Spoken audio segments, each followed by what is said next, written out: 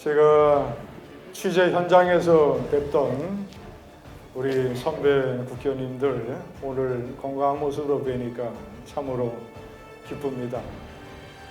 우리 신경식 의장님, 정영근 의원님, 우리 앞줄에만 우리 이현창 의원님, 이민현님도 오셨네.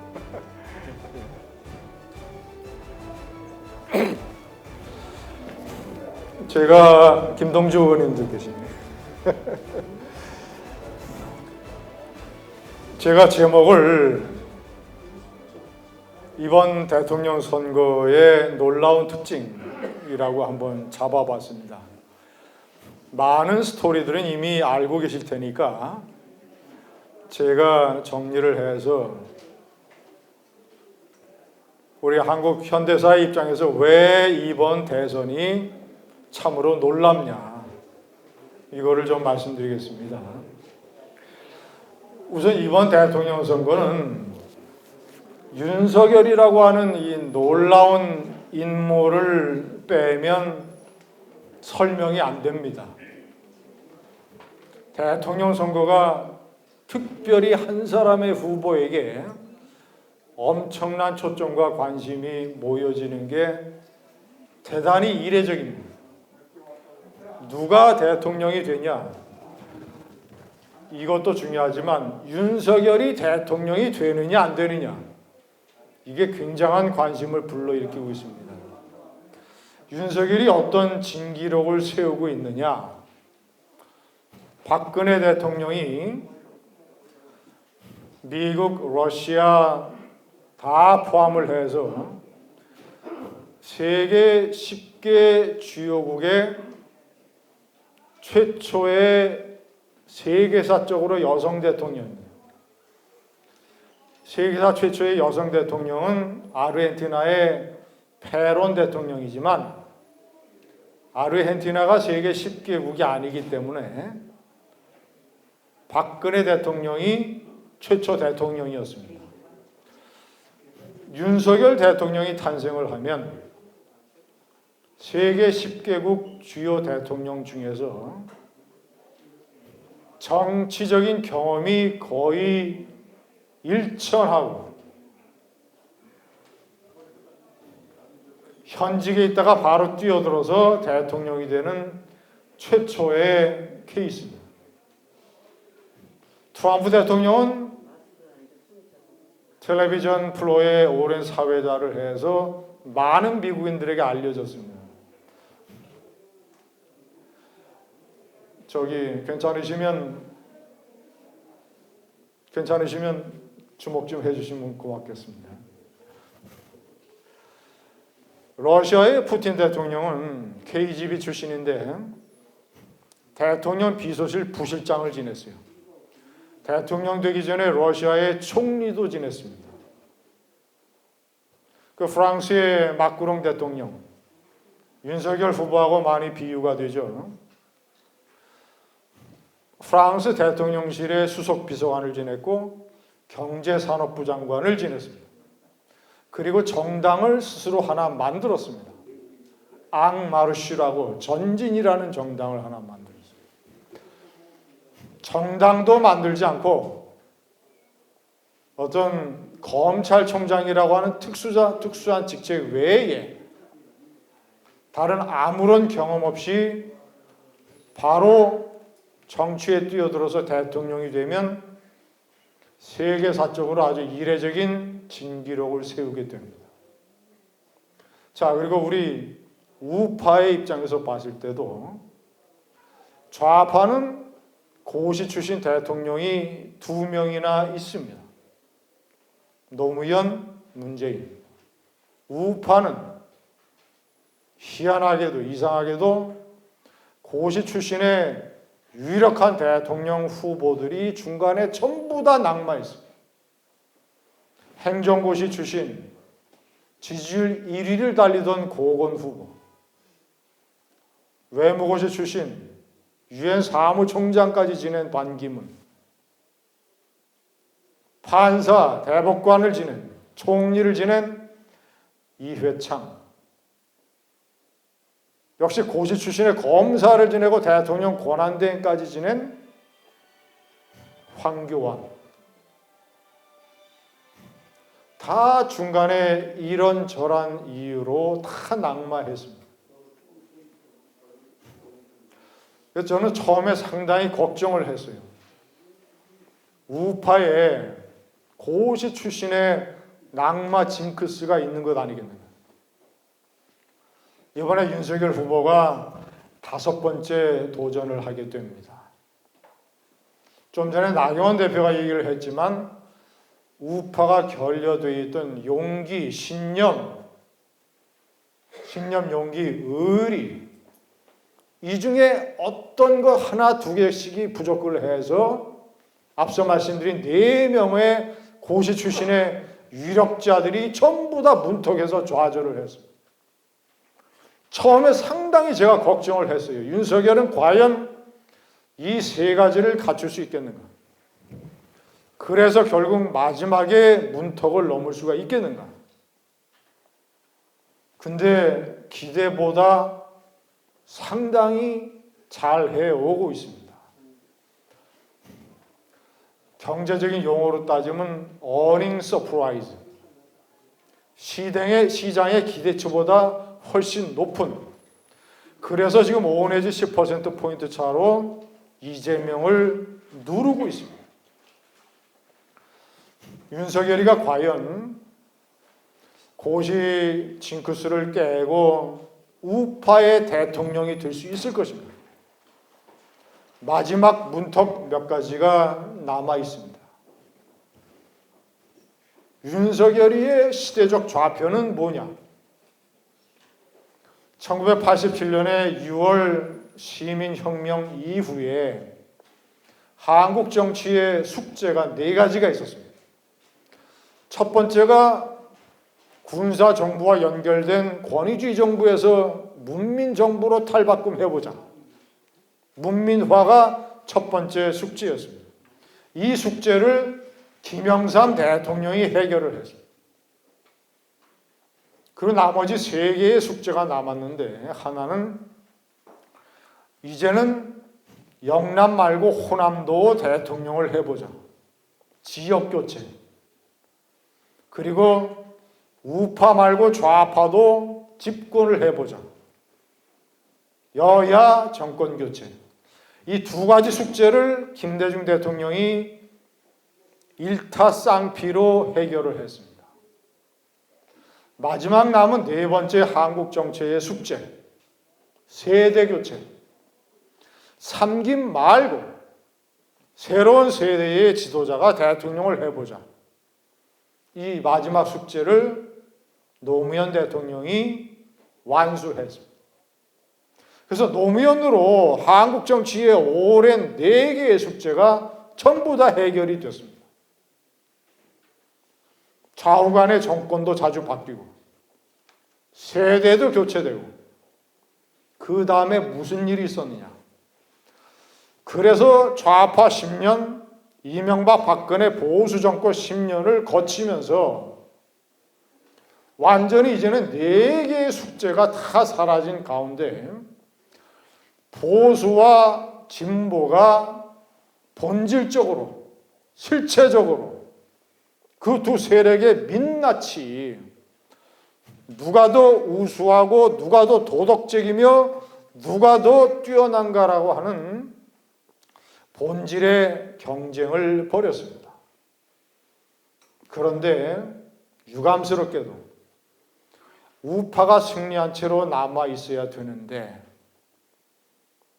이명박 박근혜 10년 정권이 많은 공적에도 불구하고 2명의 대통령이 구속과 탄핵으로 깜빵에 가는 결과를 보였습니다. 보수의 부패, 우파의 자기관리의 철저한 실패, 국정의 농단, 똑같이 좌파도 노무현 5년, 문재인 5년을 겪으면서 좌파의 철저한 무능과 위선과 내로남불과 편법의 민낯이 다 드러내 버렸습니다.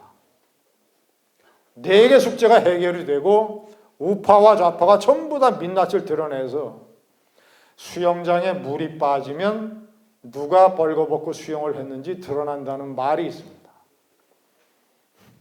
20년의 수영장에 물이 빠지니까 좌파와 우파의 벌거벗은 모습이 다 드러났습니다. 그 잔해 속에서 어떤 변화가 생겼느냐? 코로나까지 겹쳐서 이제는 많은 국민이, 여기 계시는 선배님들은 그렇지 아니하지만 많은 유권자들이, 특히 2030 세대들이 좌든 우든 다 보기 싫다, 좌든 우든 다 귀찮다, 그들의 민낯을 우리가 봤다. 이제는 그런 어떤 탈이념의 진영에서 이번 대통령 선거가 진행이 되고 있는데, 그 잔해 속에서 유권자들이 선택을 하는 가장 중요한 기준은 이제는 인간 지도자와 정치 세력의 본질에 관한 문제로 귀착을 했다고 생각합니다.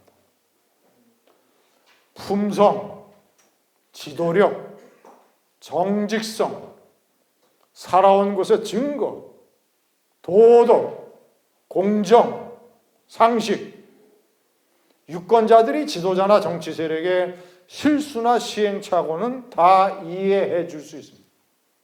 모든 세력이 다 그러했으니까, 삼김도 그러했으니까. 그러나 실수는 용납이 돼도 제가 조금 전에 말씀드린 그런 어떤 인간과 지도자와 정치 세력의 근본을 이루는 우리의 가치에 관한 문제는 절대 용납되지 않는다.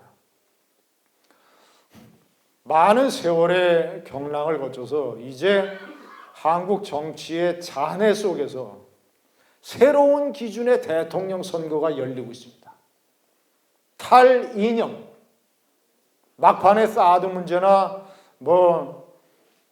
이런 무슨 경항모나 이런 문제가 토론회에 잠시 이슈가 되기는 했지만, 북한이 미사일을 저렇게 쏴대도 북한의 핵과 미사일은 이번 대통령 선거에서 중심 이슈가 아닙니다. 이번 대통령 선거에서의 중심 이슈는 인간으로서의 지도자, 그리고 지도자를 중심으로 한 정치 세력의 본질적 대결이다. 그 대결에서 윤석열이가 지금까지 압승을 하고 있다. 제가 좀 전에 말씀드렸지 않습니까?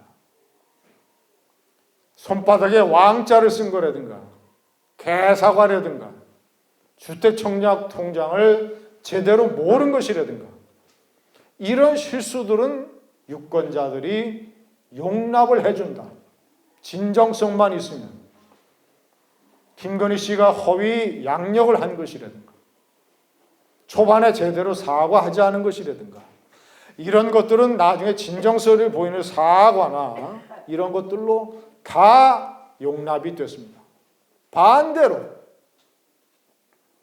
좌파의 이재명 세력과 그 지지자들이 보여주고 있는 조국 사태 때부터 흘러내려온 도덕적인 함몰, 도덕이라고 하는, 공정이라고 하는 국가 정신에 대한 일종의 강간, 그런 조국을 옹호했던 문재인과 지지 세력, 이런 세력들의 내로남불, 위선, 그리고 이재명이가 보여주는 많은 편법과 꼼수, 이번에 김혜경 씨 사태로 드러난 대표적인 국가 세금에 대한 소매치기, 이런 것들이 너무나 극명하게 대조가 되기 때문에 윤석열이 살고 이재명이 죽고 있는 것입니다.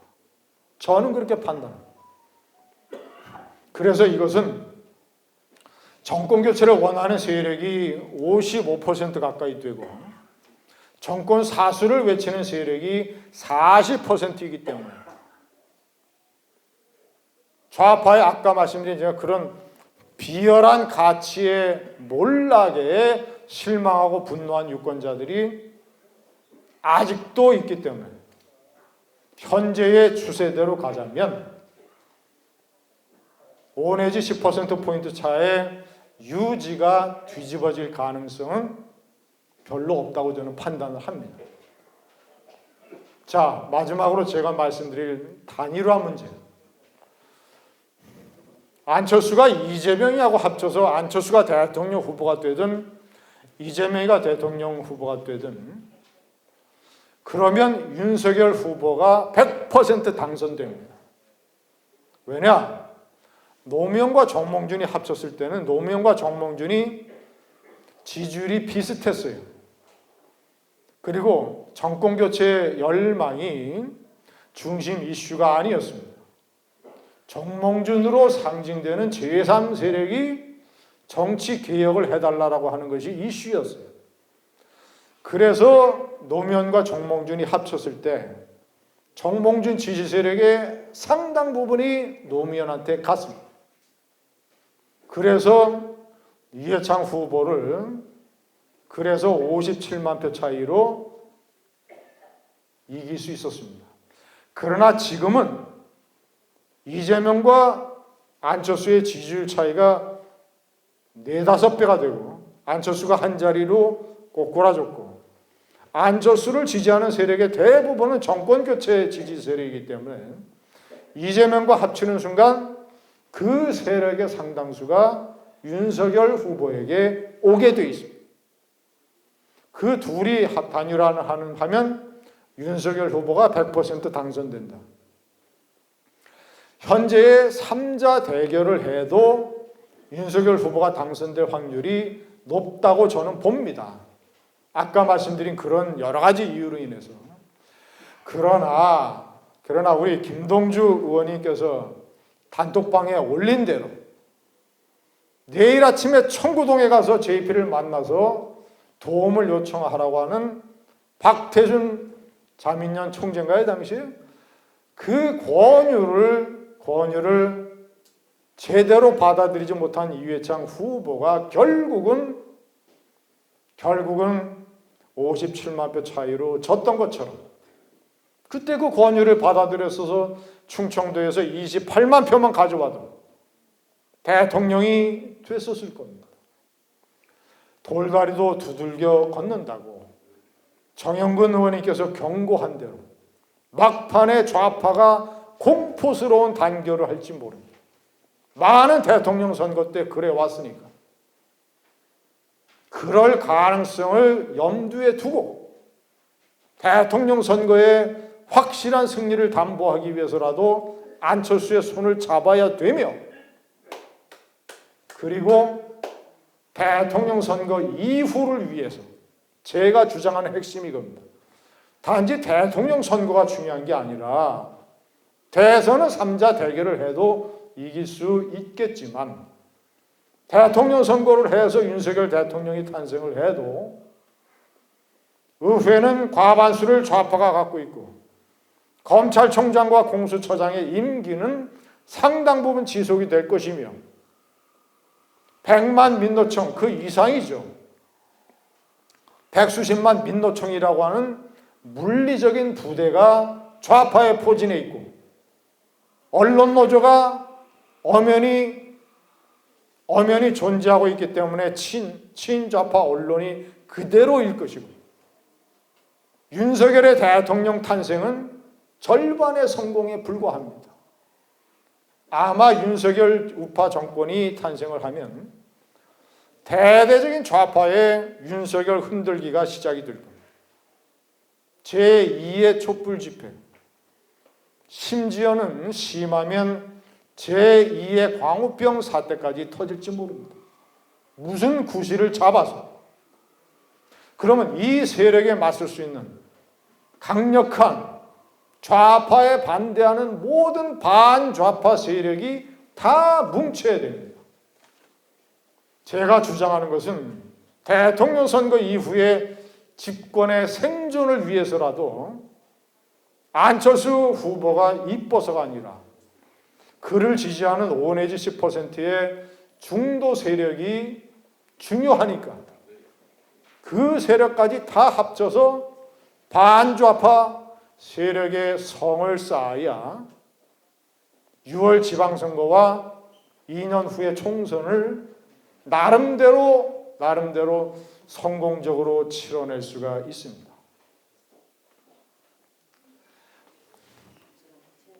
마지막으로 윤석열이라고 하는 놀라운 인물이 제가 말씀드린 대로 우파의 징크스, 네 분의 지도자가 만들어놨던 징크스를 이번에는 반드시 깨서 말씀드린 대로 아까 말씀드린 대로 우파의 모든 가치를 겸손하게 실천을 해서 좌파의 제2의 도전을 막아내서